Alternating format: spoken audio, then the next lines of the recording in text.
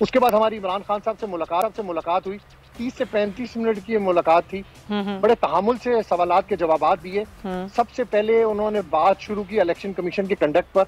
अब्बास, आप तो KP house में मौजूद हैं, यहाँ बड़ी अहम मीटिंग्स हुई हैं, तहरीक इंसाफ लॉन्ग मार्च की प्लानिंग कर रही है, दूसरी तरफ हुकूमत भी एक प्लानिंग कर रही है कि उनके खिलाफ किसी तरीके से जो सारे मुकदमात हैं, जो चीज़ें हैं, उनको आगे बढ़ाया जाए और लॉन्ग मार्च को भी रोका जाए। आपके पास क्या खबरें?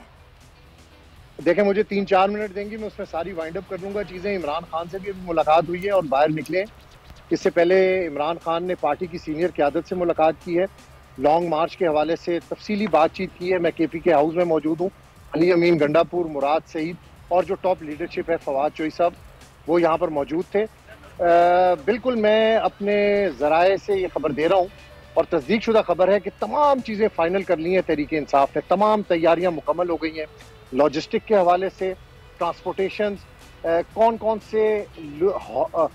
कौन से हब से कितने लोग निकलेंगे, सारी लिस्टें उनके पास मौजूद हैं।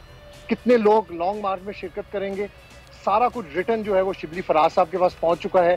पूरा एक सिस्टम बनाया गया है जिससे पता लगेगा कि कितने तहरीक इंसाफ के कारकुनान पूरे पाकिस्तान से इमरान खान की कॉल पर निकलेंगे। उसके बाद हमारी इमरान खान साहब से मुलाकात हुई। 30 से 35 मिनट की मुलाकात थी। बड़े तहामुल से सवालात के जवाबात दिए। सबसे पहले उन्होंने बात शुरू की इलेक्शन कमीशन के कंडक्ट पर। उन्होंने कहा कि जो मौजूदा चीफ इलेक्शन कमिश्नर है, ये लाहौर में मरियम नवाज और हमजा शहबाज से जाकर मिलता रहे। ये कभी भी जानिबदार, गैर जानिबदार नहीं हो सकता। ये टोटल जानिबदार इलेक्शन कमीशन है। मुझे उम्मीद है कि मुझे नाअहल भी करेंगे। बिल्कुल वो क्लियर है इस मामले में।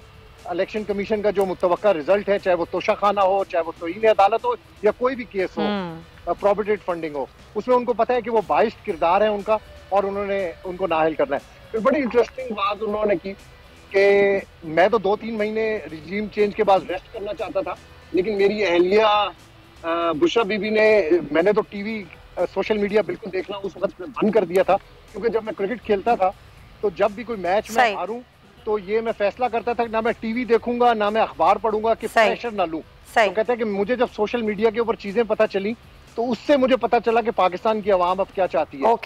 तीसरी जो अहम बात की है, मैंने उससे क्वेश्चन किया कि हुकूमत की तरफ से बड़ी तैयारियां की जा रही हैं।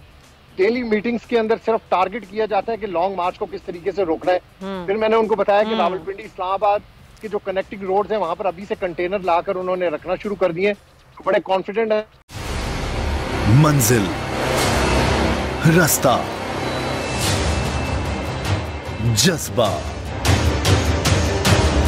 भयानक सच्चाई से हटाए पर्दे और तोड़ डाली झूठ की बेड़ियां। सलाखों से डरना कैसा जब चट्टानों ने पाला हो। इमरान खान बोल के साथ जुम्मे से इतवार रात 10 बजे सिर्फ बोल न्यूज पर।